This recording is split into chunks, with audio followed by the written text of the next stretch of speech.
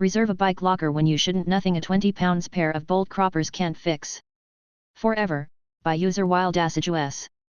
This happened a few years ago and I was reminded of it after another bike lock revenge. The town in which I live has full-size bike lockers, very secure. On these lockers are signs saying you can't reserve them by leaving them locked and empty. How it started, I regularly commuted from my hometown to the next big city. I used to cycle each morning to the train station, wheel my bike into a locker, lock it and go to work. One morning I get there, and all the lockers are used. It's a real pain, but I get my wife to drive in, take my bike home and I go to work. Next morning I get to the lockers 30 minutes sooner, at 7:30, thinking I just needed to be there sooner to get a locker. Nope, all used. I start to wonder what's going on and get on my hands and knees and look under the doors of the lockers. Nearly all of them are empty, but locked by people. First, I try and be reasonable. I call the council, who have the "Don't you dare lock these when empty" signs, and they avoid responsibility, saying it's the train station's responsibility. I ask the station manager, who claims it's the council's responsibility. So, I go to eBay and make it my responsibility. It's frightening what you can cut through with a 20 pounds pair of bolt croppers. The next Saturday, I drive to the train station, and for every locker that is locked and doesn't have a bike in, I crop the lock and take it. About 80% of the lockers were like this. Then the sweet revenge happens on the Monday morning. I turn up and just watch. People cycle up to their lockers and find the lock is gone, no way for them to safely leave their bikes. I got to enjoy the dawning expression of surprise and then frustration on three people's faces as they had to go through the "what do I do, no way to lock my bike" pain I did. Next Saturday, I did it again. Then I became addicted to it.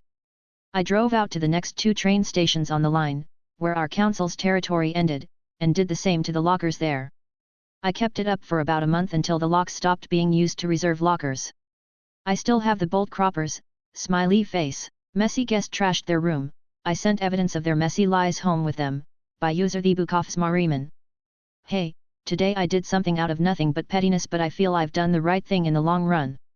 Don't get me wrong, this was done purely for my own satisfaction, but reflecting I feel I'd want to know this sorta thing if I was in guests GFS shoes. I recently started a new job as a housekeeper at a popular chain hotel, and while I'm enjoying it, the vomit rooms from stag do's etc. really irritate me. They always somehow manage to get it on the only carpeted area of the room, and it puts me behind schedule having to scrub at the carpet. This one room today really took it to the next level, rubbish scattered about, food jammed down the sides of the bed as well as vomit patches all over the room. It took a while to get through all the mess, but toward the end of clearing I found a birthday card addressed to the guest on the floor. The card was open and read, "Happy birthday, guest, I love you so much. Have a great birthday weekend away, I'm going to miss you so much, love Beth." I picked up the card to bin it, and when I closed it I saw the front read, "To my amazing boyfriend on his birthday." My eyebrows immediately raised. I had just picked up multiple condom wrappers, seen the used ones in the bin, as well as finding a pair of used women's underwear and a torn dress in the sheets. I was originally going to throw the dress and underwear away as they were both clearly torn beyond wear, and the guest had most likely intended for me to do that, but damn, I was mad about that vomit and crusty food. This poor girl has been cheated on by a man who trashed the hotel room, but luckily for her he pissed me off. I took the torn dress and underwear down to reception and logged them into our lost and found with the room number attached. Our system always sends a copy of lost item emails to the emergency contact as well, just in case the guest misses the email. The cheater and his emergency contact will soon receive a friendly email with a photograph of the forgotten items and a description of what they are and where they were found in the room. Who is his emergency contact? His GF, Beth, smiley face. If you're gonna cheat on your S/O, don't piss off the housekeeper. A nurse calls me a slow learner after a cancer-related surgery. I lose my shit on her, by user_spicy sauce_. Let me preface this by saying this happened about 7 years ago when I was 19, being diagnosed with Hodgkin's lymphoma. I am perfectly fine now and I really don't want pity points. My cancer has been long since put into remission and I have enjoyed many years of good health.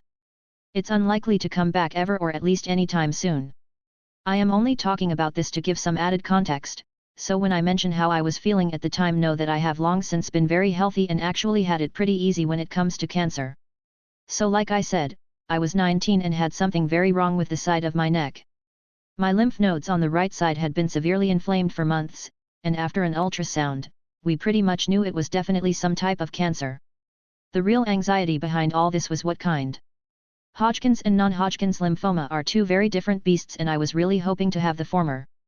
I go in for a procedure called an incisional biopsy, which is exactly what it sounds like. They make me go to sleep, they make an incision, and take out a sample of the affected tissue for testing to make a diagnosis. I was really trying to put on a hard face for all this. Friends, family, and my doctor had all remarked on how well I was taking the whole thing, but really I was scared shitless. I was thinking about dying to cancer a lot. So needless to say, when it was the day of my surgery, I was very anxious and generally feeling very sad. I tried to hide it, but that's the truth. So the procedure goes on. They put me to sleep, they get the needed sample, and next thing I know I am waking up in the post-anesthesia care unit. As I wake up, a female nurse probably in her mid-40s is checking my pulse ox. "Oh, you're awake, how are you feeling?" I was feeling like complete shit emotionally, but physically I felt fine besides feeling insanely groggy. It was my first time being put to sleep for a procedure and I was feeling pretty drunk and very mentally raw. My lips are cracked in a million different places because I had to fast for this surgery and my mouth feels like it's full of sand. She asks me a few questions like where I am, what I was here for, etc., just to gauge if I was waking up okay. She then asks me if I want a cup of water or ginger ale. I would have killed for a drink, lol. "Yes please. A ginger ale would be amazing." She says sure thing and then asks how old I am.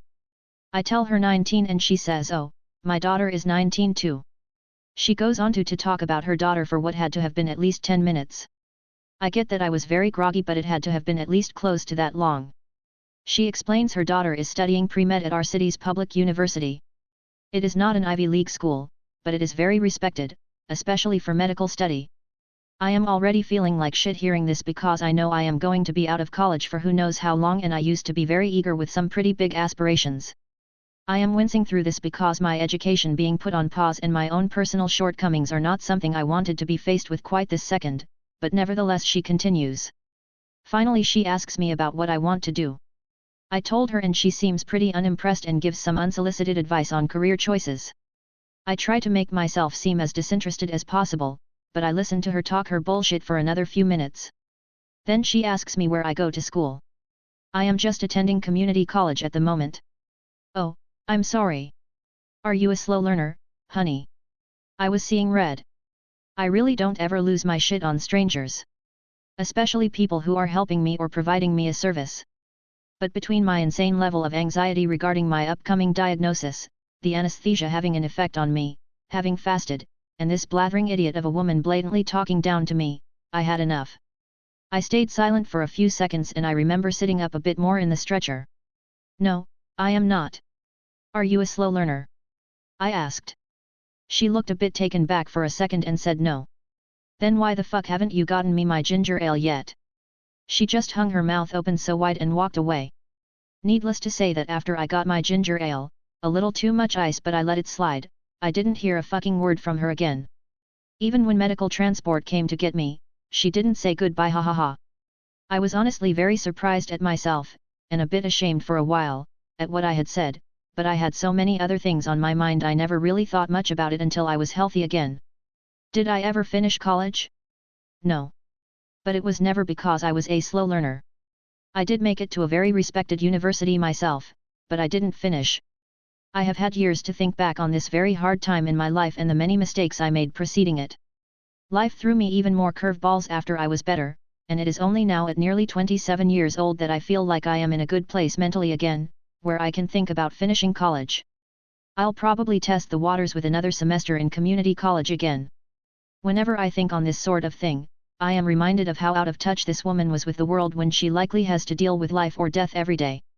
I actually was working as a patient tech in the same hospital I had this surgery done up until a few months ago, and I am ashamed to say that while there is a lot of great nurses out there, there is just as many ignorant and spiteful ones who are clearly there just for a check. That being said, I hope I never get to a point in my life where I am so apathetic and oblivious to the feelings of others where I would say some shit like that. Roommate wouldn't stop the late night parties, so I became an early bird, by user Bing Bong Boobies. Old story I was reminded of recently. A little background, my old roommate was a daily regular at a bar less than a mile from our house. At the time I liked to party too, and would often join in on the fun but took time off when I needed it. Sometimes we would have a few folks at our place after the bar, which was a good time and didn't usually get too wild, but these after parties went late and drunk people don't have any volume control generally. So it was Friday night after work and she was getting ready to head to the bar per usual. I told her I'd sit tonight out as I was just drained from work. I asked her to please not bring the party home so I could catch up on sleep, and she said that was fine, no problem. The problem became mine when the party came crashing in around 1 or so, more people than usual, more drunk than usual. Music, yelling, shots shots shots. I didn't want to blow her up so I just threw a silent fit, put in some earplugs and went back to sleep eventually. I was pissed she'd disrespected me like that. The next morning I wasn't sure how to approach it and then it hit me, she must have had a long night, and needed some rest herself, hey? So I decided I'd get some chores done at home, and engaged in a 7 a.m. cleaning spree, but first, I turned on my speaker, put it on full volume, placed it near her bedroom door, conveniently close to the bathroom I was cleaning, and pressed play. The song choice, before I forget, Slipknot. Immediately she opened her bedroom door and looked fucking pissed, but I just decided to really lean in and essentially sang the words "Good morning," in my most chipper voice and yellow cleaning gloves. I spent a couple hours cleaning and rocking out and she slept till 3 because she really needed to catch up on some sleep. When she woke, I asked her to clean up from the party last night. Be a dick to get my parking space? When does your class start? By user Dimitriv. Back in college I tended to have morning classes and thus seldom had trouble finding parking, unlike people arriving later. One day, on my way out of class I ran across a friend who was also leaving, and as we're walking to our cars this one driver was a real jerk about following us to our spots. Now, I get it, administrators like to pretend that students all have personal teleporters instead of cars, so parking is inadequate, and at that time of day anyone leaving was like a wounded zebra to starving hyenas. Ordinarily I'd get in my car, efficiently leave, they get their spot, and all's well that ends well. But this bitch was practically scraping our calves with her bumper as we walked to our cars. And it turns out my friend was parked only a few spots away from me. We looked at her, then at each other. Do you have to be anywhere? Nope. You? Nah, me neither. So we just tossed our bags in our cars, then stood there shooting the breeze. We'd been good friends all through high school but hadn't had as much time to hang out since, so it was great to catch up. We had just so much to talk about, and nowhere else to be. It was over half an hour before that girl finally gave up and went to look for another spot. Then we left and got donuts.